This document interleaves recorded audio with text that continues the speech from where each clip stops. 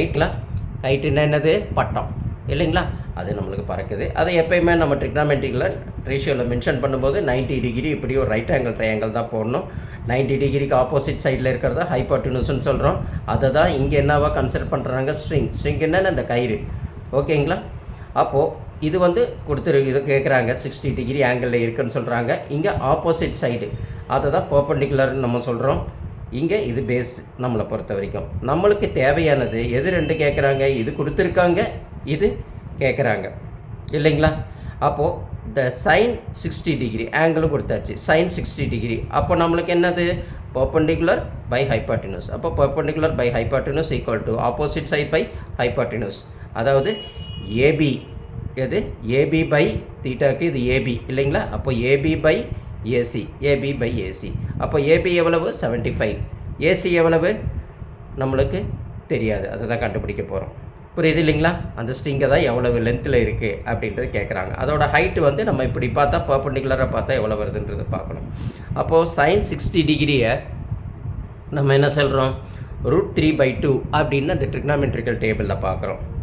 Is equal to அப்போ நம்மளுக்கு இதுக்கு எவ்வளோ கிடைச்சது? 75/AC அப்படின்னு நம்மளுக்கு கிடைச்சிருக்கு இல்லைங்களா? இப்போ கிராஸ் மல்டிப்ளிகேஷன் பண்ணுறோம். AC into √3 AC √3 equal to 75 × 2 அப்படின்னு நம்ம போட்டுக்கிறோம். அப்போ ஏசி இஸ் ஈக்குவல் டு 75 × 2/√3. நான் முதலே கொஞ்ச நேரத்துக்கு முன்னாடி என்ன சொல்லியிருந்தோம்? எந்த இடத்துலையுமே √3ன்றது டினாமினேட்டரில் வந்தால் அதே √3ஆல் மல்டிப்ளிகேஷன் பண்ணோம். அப்போ √3 √9 ஆகிடும். இங்கே 150 × √3ன்னு வந்துடும்.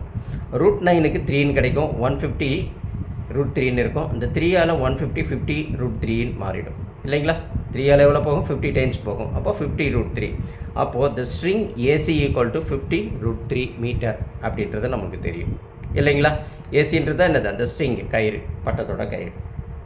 So the length of the string is 50 √3 metre. எது? த லென்த் ஆஃப் த ஸ்ட்ரிங்குன்றது எது? அந்த கைட்டு இருக்குதுங்களா? அந்த பட்டா இருக்குது பார்த்தீங்களா? அந்த கைட்டோட ஸ்ட்ரிங்கு தான் எவ்வளவு? 50 √3 மீட்டர். புரியலன்னா ஒரு தடவைக்கு இதை பார்த்துக்கோங்க. அதேமாரி நம்ம டயக்ராமையும் என்ன செய்கிறாங்க பாருங்கள். அப்போ தான் உங்களுக்கு இந்த என்ன செய்யும்? புரிதல் அப்படின்றது, அது அண்டர்ஸ்டாண்டிங் அப்படின்னு உங்களுக்கு வரும். ஏன்னா எது கிவன், எது நம்மளுக்கு ரெக்யர்மெண்ட்டு, அதை தான் நம்ம என்ன செய்கிறோம்?